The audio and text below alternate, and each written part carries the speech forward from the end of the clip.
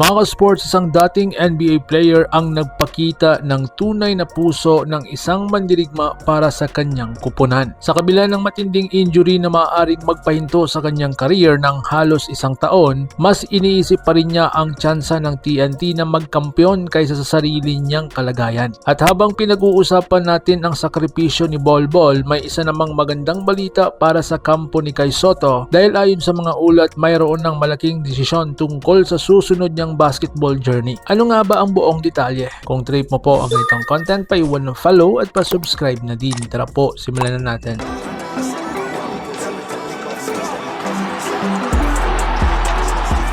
Mga ka-sports, Bol Bol buwis buhay para sa TNT. Matapos ang semi-final series ng TNT Tropang 5G laban sa Meralco Bulls, opisyal nang nagtapos ang pananatili ni Bol Bol bilang import ng TNT sa PBA. Isa itong malungkot na pagtatapos para sa dating NBA player dahil sa natamo niyang seryosong injury sa kaliwang paa. Ayon sa mga unang ulat, maaaring umabot ng halos isang taon ng kanyang rehabilitasyon bago muling makabalik sa kompetitibong basketball. Malaking dagok ito hindi lamang para sa TNT kundi para rin sa mga fans na nag-aabang sa kanyang bawat laro. Hindi may kakaila na naging isa si Bol Bol sa mga dahilan kung bakit muling dumami ang interes ng maraming basketball fans sa PBA. Ang kanyang kakaibang kombinasyon ng taas, haba ng braso, ball handling at shot blocking ability ay nagbigay ng excitement sa bawat laro ng TNT. Hindi man vocal pero totoo ang dedikasyon. Napakadami ang fans nagkaroon ng iba't ibang opinyon tungkol kay Bol Bol noong una. May ilan na nagsasabing tila tahimik ito o hindi masyadong expressive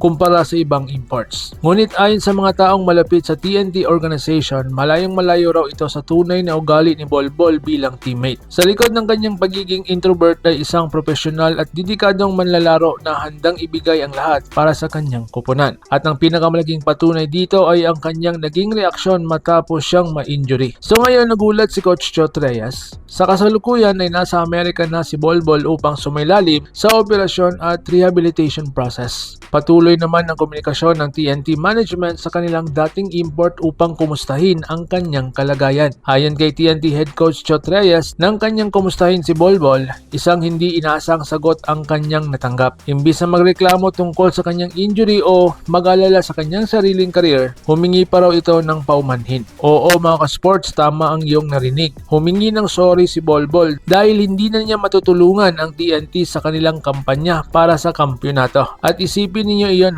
siya na ang may matinding injury, siya na ang posibleng mawalan ng malaking bahagi ng kanyang career, pero ang nasa isip pa rin niya ay ang kanyang kupunan. So ngayon, championship ang nasa isip niya. Ayon sa mga ulat, ramdam na ramdam ni Bol Bol ang pag-iinayang. Naniniwala siyang malaki sana ang maitutulong niya sa TNT sa kanilang paghahangad ng kampyonato. Sa tono raw ng kanyang pakikipag-usap, parang gusto pa rin niyang maglaro kahit alam niyang imposibleng mangyari dahil sa kanyang kondisyon. Ipinakita lamang ito kung gaano siya ka-committed sa TNT. Sa kanyang unang overseas stint matapos ang NBA, hindi siya itinuring na simpleng trabaho lamang ang paglalaro sa Pilipinas. Tinanggap niya ang responsibilidad at pagmamahal ng mga fans. At kahit tapos na ang kanyang season, dala-dala pa rin niya ang hangarin na makita ang grupo niyang TNT na magtagumpay. So ngayon, ang tanong, babalik pa kaya si Bol Bol? Ito ngayon ang malaking tanong ng maraming basketball fans. Posible kayang bumalik si Bol Bol sa TNT kapag ganap na siyang gumaling? Bagamat wala pang opisyal na pahayag tungkol dito, marami ang umaasa na mabibigyan siya muli ng pagkakataon. Bata pa si Bol Bol at marami pang taon ang natitira sa kanyang basketball career. Kung magiging matagumpay ang kanyang rehabilitation, hindi imposible na makita natin siyang muli sa PBA sa mga susunod na conference. At kung mangyari iyon, siguradong isa na naman itong malaking balita para sa buong liga. So ngayon, good news para kay Kai Sotto.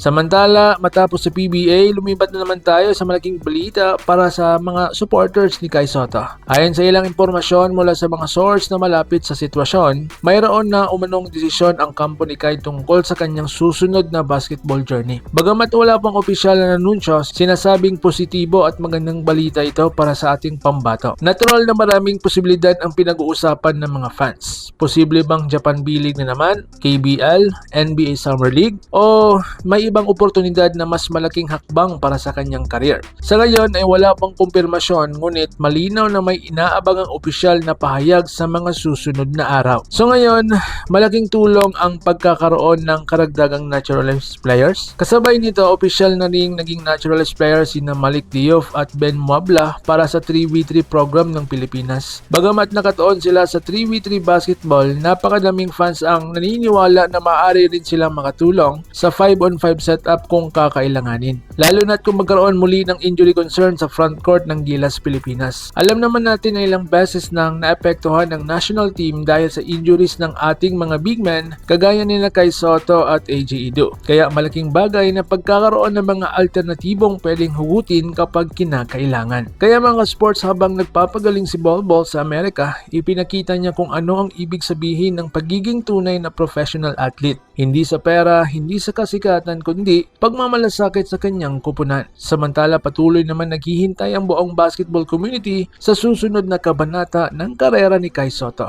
Ikaw mga sports, ano po sa inyong tingin? Dapat bang bigyan muli ng TNT si Bol Bol ng kontrata kapag gumaling na siya? At saan kaya mapupunta si Kaijo sa kanyang susunod na basketball journey? Comment your thoughts below at babasahin ko yan. Huwag kalimutang mag-like, mag-share at mag-subscribe para sa mas marami pang update tungkol sa PBA, Gilas Pilipinas at International Basketball. Maraming salamat sa panunood.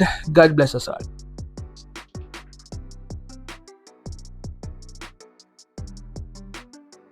Mga ka-sports, kung hilig ninyong bumili ng mga Gilas jersey, Gilas accessories at mga gamit na pang basketball habang nanunood po kayo sa aking mga videos, kindly check this basket on this lower part ng ating video at magpa-pop up yung ating mga items sa gilid. Mga legit po yung mga items dyan, and see to it po na makabili po kayo ahead of time kasi meron po yung mga discounts and mga promos depende po sa seller. And also, kunting suporta din as a content creator po. Salamat!